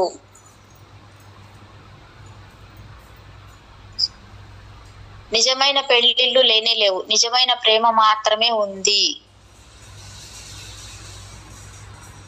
ప్రియమైన ఓషో, నిజమైన పెళ్లి అనేది ఉందా? సగట సుగట. నిజమైన పెళ్ళ? అలాంటిది ఎప్పుడు వినలేదే. నిజమైన ఎండమావులైనా ఉంటాయి కానీ నిజమైన పెళ్లి అనేది లేనే లేదు. అది నిజమైనదే అయితే పెళ్లి అవసరమే లేదు, కేవలం భయం వల్లనే పెళ్లి అత్యవసరమైంది. మీరు ఒక వ్యక్తిని ప్రేమిస్తున్నట్లయితే మీరు ఆ వ్యక్తితో కలిసి ఉండగలరు, కానీ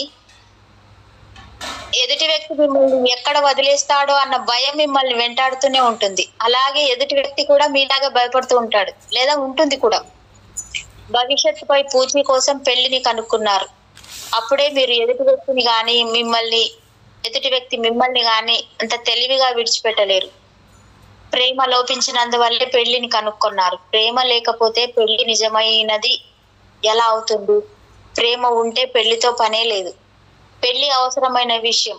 చక్కగా పరిణతి చెందిన మనుషులున్న మెరుగైన ప్రపంచంలో వారు కలిసే ఉంటారు. ఎందుకంటే ఇరువురు పరస్పరం స్వేచ్ఛగా ఉంటూ ప్రేమించుకుంటారు.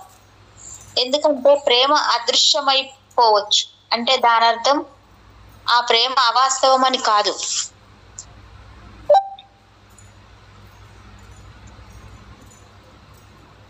ఎందుకంటే ఇరువురు పరస్పరం స్వేచ్ఛగా ఉంటూ ప్రేమించుకుంటారు. ఎందుకంటే అది ప్రేమ అదృశ్యమైపోవచ్చు అంటే దాని అర్థం ప్రేమ అవాస్తవం అని కాదు. అది ఎవరికి ఎప్పటికీ తెలియదు.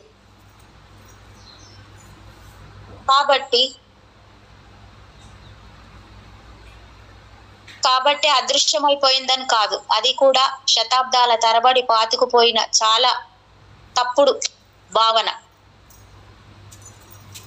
భావనే. మనం తప్పుడు భావనలతో పీడించబడుతున్నాం. అవి మన జీవితాలలో ఈ విధమైన సమస్యను సృష్టిస్తున్నాయి.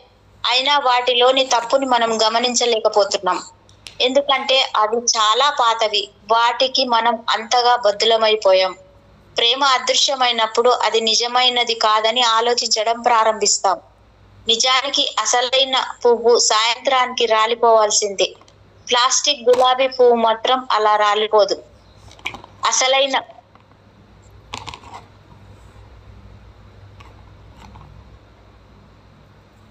నిజానికి అసలైన పువ్వు సాయంత్రానికి రాలిపోవాల్సిందే. ప్లాస్టిక్ గులాబీ పువ్వు అలా రాలిపోదు. అసలైన గులాబీ పువ్వు చక్కగా వికసించి గాలిలో నాట్యం చేసి వర్షంలో తడిసి ఎండకు పులకించి సాయంత్రానికి రాలిపోతుంది. అంటే దాని అర్థం అసలైన పువ్వు కాదని కాదు, నిజానికి అదే అసలైంది. అందుకే అది వికసించింది, రాలిపోయింది.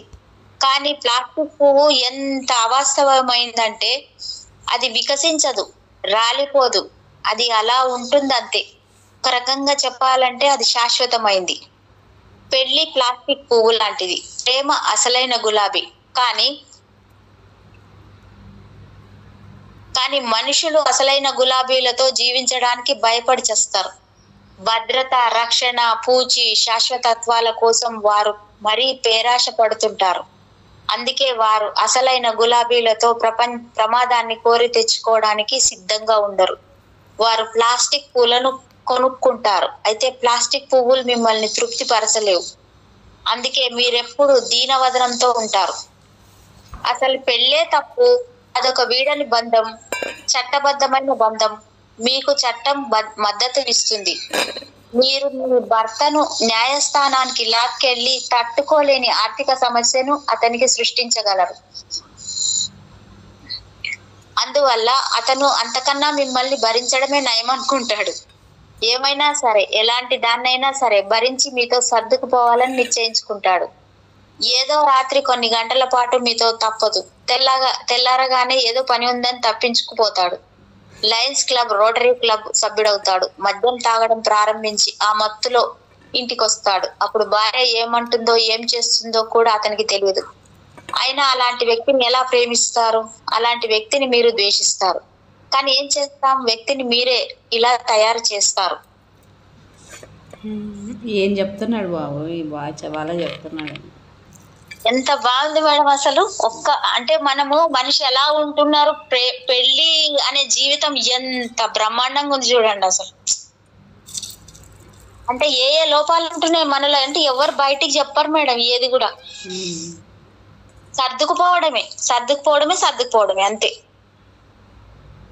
ఏ సెక్యూరిటీ, పెళ్ళి అంటే ఒక సెక్యూరిటీ అనుకుంటున్నారు తప్పిస్తే ఇద్దరు వ్యక్తుల మధ్యన పరస్పర అవగాహన ఉండాలి, నమ్మకం ఉండాలి, ప్రేమ ఉండాలి అనేది ఎవరికి పుట్టదు, అది ఉండని కూడా ఉండదు అనుకుంటా. చదువుకున్న ప్రతి వాడికి గవర్నమెంట్ జాబ్ ఎలా కావాలో పుట్టిన ప్రతి వాడికి పెళ్ళి అలాగే అంతే. పెళ్ళైన తర్వాత సరే పిల్లలు అయిపోయారు, కథం అయిపోయింది, ఇంకేం లేదు, వాడి దారి వాడిది, ఈమె దారి ఈమెది, అలా నడిచిపోతుంది. అసలు ఏదో బతికేస్తున్నామా లేదా ఈ సమాజంలో అనుకుంటారు. పురుషుడు కూడా మీ కొంగు పట్టుకొని తిరుగుతాడు. చాలా ఆశ్చర్యకరమైన విషయం ఏమిటంటే ప్రతి జంటలోను ఎవరో ఒకరిని పట్టుకొని వేలాడుతుంటారు. నాది ఎన్నో వేల జంటలను చూసిన అనుభవం. భార్యాభర్తలు ఒకరిని లేదా ఇద్దరిలో ఎవరో ఒకరిని పట్టుకొని వేలాడుతుంటారు. ఎవరిని పట్టుకొని వేలాడిన పరిస్థితి దయనీయంగానే ఉంటుంది. ఎందుకంటే దారుణంగా దరిద్రంగా అసహ్యంగా ఉంటుంది. ఎందుకు ఎంతసేపు పట్టుకొని తిరిగితే అసహ్యంగా ఉంటుంది కదా. పద్దుకి పట్టుకొని లాక్కొని చేయబట్టుకొని ఇలా పట్టుకొని ఎంచేపు పట్టుకుంటే చిచి ఇదేం ఘోరం రా నాయన ఎంచేపు చేయబట్టుకుని అని విసుగ్గా అసహ్యంగా ఉంటుంది కదా అవతల మనిషికి. ఎంచేపు పట్టుకుంటూ అసహ్యంగానే ఉంటది మేడం. నిజంగానే ఎంతసేపు పట్టుకుని తిరిగితే భరించగలరు ఎవరైనా? ఎవరు భరించలేరు అసలు. ఎవరిని అంటే ఇది మళ్ళీ చదువుతాను చూడండి. ప్రతి జంటలోనూ ఎవరో ఒకరిని పట్టుకొని వేలాడుతుంటారు. నాది ఎన్నో వేల జంటలను చూసిన అనుభవం. భార్యాభర్తలు ఒకరిని పట్టుకొని లేదా ఇద్దరిలో ఎవరో ఒకరిని పట్టుకొని వేలాడుతుంటారు. ఎవరిని పట్టుకొని వేలాడిన పరిస్థితి దయనీయంగానే ఉంటుంది. ఎందుకంటే అతను స్వేచ్ఛను కోల్పోయిన వ్యక్తితో మీరు హాయిగా ఉండలేరు. గుర్తుంచుకోండి, బయట ప్రపంచంలో అంటే కార్యాలయాల్లో, కర్మాగారాల్లో, దుకాణాల్లో, ఇలా అన్ని చోట్ల పురుషులు చాలా హింసకు గురవుతారు. కనీసం ఇంటి వద్దైనా వారికి శాంతి కావాలనిపిస్తుంది. అందుకే వారు రాజీ పడిపోతారు. అందుకే దాదాపు భర్తలందరూ భార్య విధేయులైపోతారు. ప్రతి భార్య తన భర్తను తనకు విధేయుడిగా చేసుకునేందుకే ప్రయత్నిస్తుంది. కానీ చిక్కేంటంటే భార్య విధేయుడైన భర్తను ఏ భార్య ప్రేమించదు. మంచి పాయింట్ మేడం, నిజంగా అంతే కదా. మరి ఇది ఎట్లుంటుందంటే అబ్బా నువ్వే దిక్కంటే చీచి నువ్వే దిక్క నువ్వు పో బల చెప్పొచ్చే కానీ ఇదే తలకాయ నొప్పు నన్నే దిక్కు అంటుంది అని చెప్పి ఇంకొంచెం ఇప్పుడు నాకు ఆకలి నేను తినాలంటే నీకు ఆకలి అబ్బా నువ్వు ఎట్ట తింటావు నేను చూస్తా. ఒకసారి 2 సార్లు ఓకే సరే అనుకుంటారు. జీవితాంతం అలాగంటే కొంచెం అసహ్యంగా బోర్గా విసుగ్గా నాయన ఇదే కావాలనుకుంటారు కదా. అంతే. భార్య విధేయుడైన భర్తను ఏ భార్య ప్రేమించదు. ఇలా మనం దుఃఖాన్ని సృష్టిస్తున్నాం. స్వేచ్ఛాయుతమైన ఇద్దరు విశిష్ట వ్యక్తుల కలయికే ప్రేమ అంటే. అది పెళ్లి కాదు. ప్రేమకు పెళ్లితో పని లేదు. ఒకవేళ ప్రేమ అదృశ్యమైనంత మాత్రాన అది స్థిరంగా ఉండటం కన్నా అదృశ్యం అవడానికే ఎక్కువ అవకాశం ఉంది. అది నిజమైన ప్రేమ కాదని కాదు. ప్రేమ ఎంత వాస్తవమైతే అంత త్వరగా అది అదృశ్యం అవుతుంది. ఎందుకంటే అది అంత పారవశ్యాన్ని ఇస్తుంది. ప్రతిరోజు అది ఆ శిఖరాలను చేరుకోలేదు, అందువల్ల అది అదృశ్యం కాక తప్పదు. కానీ పురుషుడు సుఖమైన, అనుకూలమైన, సౌకర్యవంతమైన మధ్య తరగతి జీవితాన్ని కోరుకుంటాడే తప్ప ఆనంద శిఖరాలను కోరుకోడు. కానీ మధ్యతరగతి జీవితం అసలు జీవితమే కాదు, అది కేవలం నిరర్ధకమైన జీవితం. అలా ప్రజలు నిరర్ధకంగానే కలిసి జీవించేస్తుంటారు.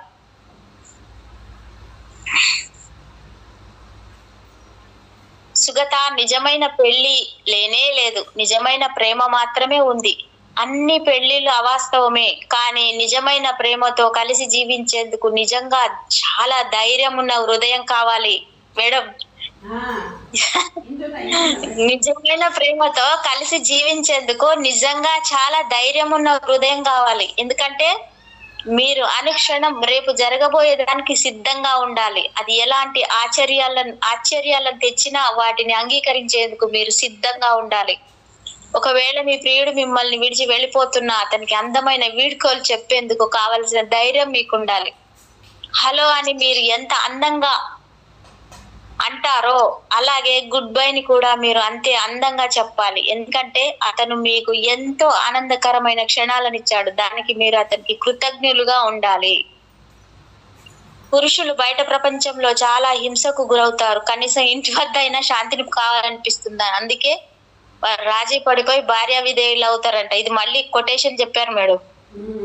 ప్రతి భార్య తన భర్తను తన విధేయుడిగా చేసుకునేందుకు ప్రయత్నిస్తుంది. కానీ చిక్కేమిటంటే భార్య విధేయుడైన భర్తను ఏ స్త్రీ కూడా ప్రేమించదు. బాగా అండర్లైన్ చేసి చెప్పాడు మేడం.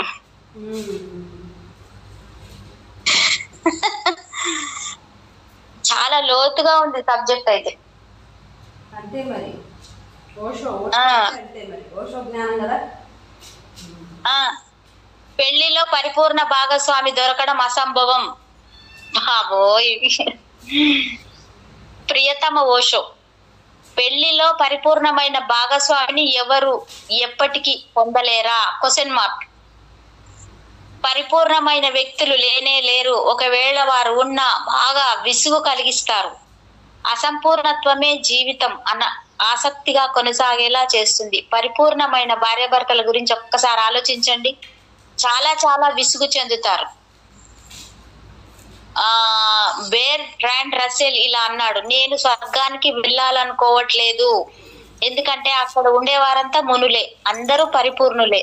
స్వర్గం చాలా విసుగనిపించడం ఖాయం. అందరూ పరిపూర్ణులే. అయితే ఎలా ఉంటుందో ఊహించండి. అసలు జీవం అనేది ఉంటుందా? బెర్ట్రాండ్ రస్సెల్ సరిగ్గానే చెప్పాడు. స్వర్గం కన్నా నరకమే సజీవంగా ఉంటుంది. స్వర్గం ఖచ్చితంగా నీరసంగా నిర్జీవంగా ఉంటుంది. పరిపూర్ణత్వం అంటే మరణమే. ఈ ప్రపంచంలో పరిపూర్ణత్వం ఎక్కడా కనిపించదు. ఈ ప్రపంచం అసంపూర్ణత్వం ద్వారా జీవిస్తుంది. ఎందుకంటే అసంపూర్ణత్వంలోనే వృద్ధి చెందడం, పరిణామం చెందడం ఉంటుంది. పరిపూర్ణత్వం అంటే మీరు చిట్ట చివరికి వచ్చేసినట్లే. తర్వాత ముందుకెళ్లేందుకు ఇంకా ఏమీ ఉండదు. మీరు అక్కడితో ఆగిపోతారు. పెళ్లిలో పరిపూర్ణ భాగస్వామిని ఎవరు ఎప్పటికీ పొందలేరా అని మీరు అడిగారు. చాలా కష్టం, దాదాపు అసంభవమే. పరిపూర్ణమైన స్త్రీ కోసం జీవితకాలం అంతా అన్వేషించిన ఒక వ్యక్తి గురించి విన్నా. అతను బ్రహ్మచారిగానే చావాల్సి వచ్చింది. అతను మరణించేటప్పుడు అతనితో ఒకరు పరిపూర్ణమైన స్త్రీ కోసం మీ జీవితకాలం అంతా అన్వేషిస్తూనే ఉన్నారు.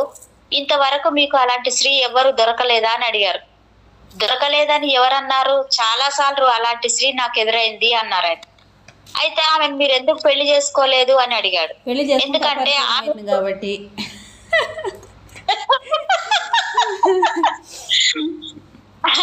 అయితే ఆమెను మీరు ఎందుకు పెళ్లి చేసుకోలేదు అని అడిగాడు. ఎందుకంటే ఆమె కూడా పరిపూర్ణ భర్త కోసం ఎదురు చూస్తుంది మరి అన్నారు ఆయన. అంటే ఈయన కాడని కదా మేడం. అంతేగా. ఎవరు అంటే ఇప్పుడు ఆయన పరిపూర్ణమైన భర్త కోసం ఆమె చూస్తుందంటే పెళ్ళైన తర్వాత ఎవరు పరిపూర్ణం కాదే అని కాకుండా కాలేరు కదా. అయ్యి ఉండలేరు కాబట్టి అది కరెక్ట్. పరిపూర్ణమైన ఒక వ్యక్తి దొరకడమే అతి కష్టం. అలాంటిది నువ్వు ఇద్దరు పరిపూర్ణ వ్యక్తుల కోసం ప్రయత్నిస్తున్నావు. అది అసంభవం. ఇంతవరకు అది జరగలేదు, ఇక ముందు కూడా జరగదు. పరిపూర్ణమైన పెళ్లికి ఏం కావాలి? పురుషుడు నిజమైన పురుషుడుగాను, స్త్రీ నిజమైన స్త్రీగాను ఉంటే కొంత ఉత్కంఠ అనివార్యం. అయితే ఆ ఉత్కంఠ అందమైంది. నిజానికి ఆ ఉత్కంఠే పెళ్లికి అందాన్ని ఇస్తుంది. సార్ చిన్న ఘర్షణ వచ్చింది సార్ నాకు. ఇప్పుడు ఒక క్వశ్చన్ రేజ్ అయింది సార్. ఆ క్వశ్చన్కి ఆన్సర్ ఇవ్వాలి సార్ మీరు. నేను వెయిట్ చేస్తున్నా. ఇందులో అమ్మ ఒక నిమిషము, పరిపూర్ణత్వం అంటే ఏమి సార్? ఇది జరుగుతుంది ఇక్కడ, ఇది జరుగుతుంది ఇక్కడే వస్తుంది సార్ ఇందులో. అదే పరిపూర్ణ స్త్రీ కావాలని, పరిపూర్ణ పురుషుడు కావాలంటే పరిపూర్ణం అంటే ఏమనే దాన్ని తెలుసుకుంటే అప్పుడు మన క్లారిటీ వస్తుంది. మీరు చెప్తున్నారు కానీ నాకు అదే సార్, పరిపూర్ణమైన పెళ్లికి ఏం కావాలి? నిజంగా పురుషుడు నిజమైన పురుషుడు గాను, స్త్రీ నిజమైన స్త్రీ గాను ఉంటే కొంత ఉత్కంఠ అనివార్యం. అయితే ఆ ఉత్కంఠ అందమైందే. నిజానికి ఆ ఉత్కంఠే పెళ్లికి అందాన్ని ఇస్తుంది. చిన్న ఘర్షణ సహజం. అలాంటి ఘర్షణ లేకపోతే ఉప్పు లేని పెళ్లి అవుతుంది. రుచి ఉండదు, మీ జీవితంలో మసాలా ఉండదు. స్త్రీ పురుషులు వారు వారుగా ఉన్నప్పుడే వారు ఉత్తర దక్షిణ ధృవాలు అవుతారు. అదే వారి మధ్యన ఆకర్షణ. ఎప్పుడో ఒకసారి వారు దగ్గరవుతారు. అదే అపరిమిత ఆనందాన్ని ఇస్తుంది. మళ్ళీ వారు దూరం అవుతారు. దూరమైన ప్రతిసారి వారు ఘర్షణ పడే దూరం అవుతారు. అంటే ఇక్కడ పరిపూర్ణం అనేది అర్థమైతలేదు. చెప్పమ్మా స్వప్నేశ్వరం అని డౌట్ చెప్పమ్మా. సార్ నేను అదే సార్, ఇప్పుడు నేను అందుకే కదా మీకు క్వశ్చన్ వేసాను సార్. నేను క్వశ్చన్ కోసమే సార్ మీకు అడిగింది. చెప్పండి, మీరు చెప్పండి. అదే పరిపూర్ణత్వం అంటే ఏమి? అదే సార్ నేను అడగడానికే మీకు ఆ క్వశ్చన్ నేను రేస్ చేసింది.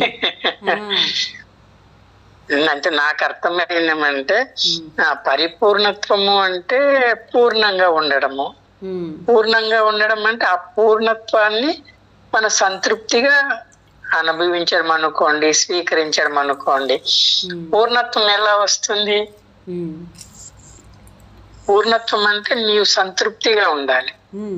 ప్రేమతో సార్. ప్రేమ ఇక్కడ ఏంటంటే పరిపూర్ణత్వం మీన్స్ ఇక్కడ ప్రేమ. నీకు ఉన్న శరీరాన్ని నేను పరిపూర్ణంగా సంతృప్తిగా ఉన్నాను అన్నప్పుడు నీవు పూర్ణత్వం అవుతావు. ఆ పూర్ణత్వాన్ని ఎదుటి స్త్రీకి పంచినప్పుడు పరిపూర్ణత్వం అవుతుందని నాకు వస్తా. అంటే ఇక్కడ పెళ్లిలో మామూలు వ్యాపార ధోరణి లాగా ఉండేవాళ్ళు అది వేరే సార్. ప్రేమ కలిస్తేనే అది పరిపూర్ణత్వం అని చెప్తున్నారు ఓషో మాస్టర్ చెప్పేది కూడా. ప్రేమ అంటే అదే అంటున్నాడు ఆయన. మీరు పెళ్లి చేసుకుంటున్నారు కానీ మీరు ఆ పెళ్లికి గౌరవంగా లేదు, మీలో నమ్మకం లేదు, ఒకరి మీద ఒకరికి నమ్మకం లేదు, ఒకరి కోరికలు ఒకరికి ఉంటాయి. మీ కోరికలు, మీ యొక్క ఎమోషన్స్, మీ యొక్క ఫీలింగ్స్ ఉంటాయి. ఆ ఫీలింగ్స్ కలవడం కష్టము అంటున్నాడు ఆయన. అంటే ఒకరి కోసం ఒకరు అవి పంచుకుంటేనే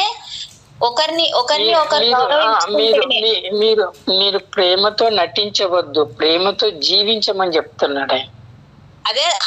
అందమైన పెళ్లి సార్. అక్కడ పరిపూర్ణత్వం ఉంటది కదా. మీరు ప్రేమతో మీరు కలిసి ఉండడమే పరిపూర్ణమైన పెళ్లి అంటాడు. మీరు పరిపూర్ణమైన ప్రేమతో కలిసి జీవనం సాగించే జీవితమే పెళ్లి అని మనం అర్థం చేసుకోవచ్చు. నాకు అలా అర్థమైంది. అంటే ఇద్దరు స్త్రీ పురుషులు పరిపూర్ణత్వంగా ఒకరి మీద ఒకరు నమ్మకంతో ఉంటూ ఈ యొక్క జీవిత కాలాన్ని ఆనందాన్ని అనుభవించండి అని చెప్తున్నాడు. అటువంటి ఆనందాన్ని ప్రేమతత్వం లేకపోయినా పెళ్లి చేసుకున్న వేస్ట్ అంటాడు. పెళ్లి చేస్తున్నారు, పెళ్లికి అర్థం ఏమి? పరిపూర్ణత్వంగా ఇద్దరు కలిసి ఉండండి, ప్రేమతో కలిసి ఉండండి అని చెప్తున్నాడు. నాకు అలా అర్థమైంది. అంటే నేనేదో నాకెందుకు నాకు అలా అనిపించింది. సరే ఇంకో క్వశ్చన్. కాబట్టి ఇంకో క్వశ్చన్. పెళ్ళి అంటే 3 ముళ్ళు బంధం అంటారు. 3 ముళ్ళు అంటే ఒక పసుపు తాడు కట్టేస్తే పెళ్లి అంటారు కదా. పసుపు తాడు ఇప్పుడు ఇక్కడ ఒకటి చెప్పారు సార్. ఒకటి ఉంది సార్, ఇది చెప్తున్నాను వినండి. ఇది పరిపూర్ణత గురించి చెప్పారు ఓషో మాస్టర్. పరిపూర్ణమైన పెళ్లి గురించి ఇంతవరకు నేను వినలేదు. పరిపూర్ణమైన పెళ్లిళ్ళు స్వర్గంలో జరుగుతాయంటారు, కానీ అక్కడ నుంచి వచ్చిన వారెవరూ లేరు. కాబట్టి అది నిజమేనేమో. అయితే ఆ దంపతులలో ఎలాంటి ఉత్కంఠ, ఎలాంటి వ్యక్తిత్వం ఉండదు. వారెప్పుడు కొట్టుకోరు, ఘర్షణ పడరు. వారిరువురు ఒకరినొకరు చాలా అన్యోన్యంగా చూసేందుకు అతి మధురంగా ఉంటారు. అతి మధురం మధుమేహానికి దారితీస్తుంది. అది కొటేషన్, అది ఇచ్చారు సార్. మళ్ళీ ఇక్కడ అదే అంటే 3 ముళ్ళు అంటే మేడం భౌతిక శరీరానికి ఒక ముడి. ఓకే, మన ఆస్ట్రల్ బాడీ ఉంటుంది కదా, కోరికల శరీరానికి ఒక ముడి. ఓకే, మన మెంటల్ బాడీకి ఒక ముడి. అంటే ఆ స్త్రీ పురుషుల మధ్యన ఉండే భౌతిక శరీరానికి ఒక ముడి, ఆ ఆస్ట్రల్ బాడీకి ఒక ముడి, ఆ మెంటల్ బాడీకి ఒక ముడి. ఈ 3 ముళ్ళు అంటే వాళ్ళలో ఉన్నటువంటి 3 బాడీస్, స్త్రీలో ఉన్న 3 బాడీస్, పురుషులో ఉన్న 3 బాడీస్ కోయిన్సైడ్ కమ్మని చెప్తాడు ఆయన. మూడు ముళ్ళ బంధం అంటే మన పసుపు తాడు. ఆ పసుపు తాడు అనేది హృదయం. మన పసుపు రంగు చెప్పుకున్న హృదయం చక్రం అంటాం. కాబట్టి ఈ మూడు ముళ్ళ బంధాన్ని మీరు 3 శరీరాలతోటి మీ హృదయపూర్వకంగా ప్రేమతో పంచుకొని ఉండమని చెప్పడం. రజనీష్ నాకు అలా అర్థం అనిపిస్తుంది. కాబట్టి అటువంటి ప్రేమ లేని పెళ్లి పెటాకులు అని చెప్తున్నాడు. అంటే మీ ఇద్దరి కలయికతో మీ యొక్క భావోద్వేగాలతో, ఇప్పుడు భౌతిక శరీరం ఒక ముడి అంటే సెక్సే కదా, సెక్స్ ను పరిపూర్ణంగా అనుభవించండి. ఆ సెక్స్ ని ఎందుకు అనుభవిస్తున్నారు అనేది హాస్టల్ బాడీ కోరిక. కాబట్టి మెంటల్ బాడీ ఏమి, నేను నీతో సెక్స్ అనుభవించాలని మెంటల్ బాడీ కోరికకు పుడితే, కోరిక భౌతిక శరీరాలకు వస్తే ఇద్దరు అనుభవించి అటువంటి ప్రేమతత్వం ఉండాలంటాడు. అంటే మెంటల్ బాడీతో సహా వచ్చి భౌతిక శరీరాన్ని జీవించడమే ఆయన పరిపూర్ణత అని నాకు అర్థమవుతాను. అదనమాట. అటువంటి ప్రేమ లేని పెళ్లి చేసుకున్న అది కాగితాల వరకే పరిమితము, చట్టబద్ధం వరకే పరిమితం. ఆ పెళ్లి పెటాకులు అని చెప్తున్నాడు. నాకు అది అలా అర్థమైంది అనమాట. ఓకే, అంటే అంటే నువ్వు ఎవరితో పెళ్లి చేసుకున్న ఆ స్త్రీతోనే ఉండు, లేదంటే నీకు నచ్చిన వాళ్ళతో. ఇప్పుడు పెళ్లి చేసుకుని శాస్త్రోక్తంగా జాతకాలు చూసి చేసినా నిలబడటంలే కదా పెళ్లిళ్ళు, వెళ్ళిపోతున్నారు. ఎందుకు విడిపోతున్నారు? వాళ్ళు వాళ్ళకు నచ్చక. అవి ఎక్కడ నచ్చక హాస్టల్ బాడీ, నాకు ఈ కోరికలు ఉన్నాయి, లేదా మెంటల్ బాడీ ఒప్పుకోలే. 3 బాడీస్ ఒప్పుకోలేనప్పుడు అది నిలబడదు కదా, విడాకులు దారి తీస్తుంది, మళ్ళీ పోతుంది. అంటే భౌతికమైన ఆకర్షణ కాకుండా కోరికతో ఆకర్షణ ఉంది, మెంటల్ బాడీతో సరైన ఆలోచనతోటి, సరైన కోరికతోటి, సరైన శరీరంగా ఉన్నప్పుడు ఆ ప్రేమ నిలబడుతుంది అని నాకు అర్థమవుతుంది. ఏమో మరి నాకు మరి ఇది నేను సర్ది చెప్తున్నానో లేకుంటే ఎలా చెప్తున్నానో తెలియదు. ఓకే, చూద్దాం సార్, ఇంకా ముందు చూద్దాం. అదే అంటే నాకు మీరు అడిగినందుకు నాకు ఇది వచ్చింది అనమాట. ఓకే, చదువు తల్లి, చదువమ్మా, చదువు. ఓకే మేడం, చదువుదామా ఇంకా ఆపుదామా? ఇంకొక 5 minutes మేడం. ఓకే. ప్రతి విడిపోవడము అందమైంది, ఎందుకంటే అది మళ్ళీ ఒక చిన్న మధుర రాత్రికి అవకాశం ఇస్తుంది. మళ్ళీ మీరు కలుసుకుంటారు, ఘర్షణ పడడం, తర్వాత ఒకరినొకరు అనునయించుకోవడం, మళ్ళీ ఘర్షణ పడడం, మళ్ళీ దాన్ని సవరించుకోవడం, ఇవన్నీ అందంగా ఉంటాయి. ఇద్దరి మధ్య ఘర్షణ లేకుండా అసలైన వ్యక్తులు కాదన్నమాట. పెళ్లి ముందు రాత్రి, ప్రియా నేను నా అపరాధాన్ని నీకు చెప్పాలి, ఇది విన్న తర్వాత కూడా నన్ను చేసుకోకపోయినా పర్వాలేదు, కానీ ఆ విషయం తెలియాలి నీకు అన్నాడు కిరాతకుడిని. నేను కిరాతకుడిని అని చెప్పుకున్నాడు భార్యకు. వామ్మో అని గట్టిగా ఏడుస్తూ, నీ సంగతి చెప్పినందుకు సంతోషం, నేను ఇంకా నా సంగతి నీకు చెప్పలేదు కదా, నేను చాలా మధుపిచ్చిదాన్ని అంది అమ్మాయి. Very good. అది అంటే ఇప్పుడు చూడండి సార్, ఇప్పుడు ఏ భార్య భర్తలు చెప్పుకుంటారు చెప్పండి? భార్య భర్తలు అలా ఉండరు కదా, ఓపెన్గా ఉండలేరు కదా. భార్య భర్త అంటేనే ఒక కట్టుబాటు, అన్నిటికి ఏం చేసినా అంతే, సినిమాలో చెప్తారు అంతేగాని అలా ఉండలేరు కదా. ఆ భయంతో ఈ ముడి ఇంకా అది చాలా అసలు. సరే, ఓకే సార్, చెప్పండి. కిరాతకుడికి మదపిచ్చి దానికి జరిగిన పెళ్లి అసలైన పెళ్లి. అలా వారు పెళ్లి చేసుకొని మధుర రాత్రులు గడిపేందుకు హోటల్కి వెళ్లారు. మదపిచ్చితో ఉన్న ఆమె ఆత్రంగా బట్టలు విప్పి విసిరేసి మంచం మీద పడి నన్ను కొట్టు కుమ్మయ్య అంది మత్తుగా. అతని చేతులు కట్టుకొని అక్కడే నిలబడి కొడుతున్నా కుమ్ముతున్నా అనుకో అన్నాడు. నిజంగా అతను అసలైన కిరాతకుడు కాదు పాపం. అతను ఆమె అడిగినట్లుగా అతను ఆమెను కొట్టినట్లయితే ఆమెకు ఆనందం కలిగేది, కానీ అతను కిరాతకుడు కదా, ఆమె అడిగినట్లు చేస్తే ఆమెను హింసించినట్లు అవుతుంది కాదు. కాబట్టి అందుకే అతను ఆమెను కొట్టకుండా అక్కడే చేతులు కట్టుకొని నిలబడి కొట్టినట్లు అనుకో అన్నాడు. అది అసలైన కిరాతకం అంటే. కాబట్టి వారిద్దరి అసలైన పెళ్లి కూడా విఫలమైంది. పరిపూర్ణమైన పెళ్లి గురించి ఇంతవరకు నేను వినలేదు. పరిపూర్ణమైన పెళ్లిళ్ళు స్వర్గంలో జరుగుతాయని వారంటారు, కానీ అక్కడి నుంచి వచ్చిన వారెవరు లేరు, కాబట్టి అది నిజమేనేమో. అయితే ఆ దంపతులలో ఎలాంటి ఉత్కంఠ, ఎలాంటి వ్యక్తిత్వం ఉండదు. వారెప్పుడు కొట్టుకోరు, ఘర్షణ పడరు. వారిరువురు ఒకరికొకరు చాలా అన్యోన్యంగా చూసేందుకు అతి మధురంగా ఉంటారు. Thank you master. Thank you very much. Thank you so much madam. మీకు నా యొక్క హృదయపూర్వకమైన కృతజ్ఞతలు.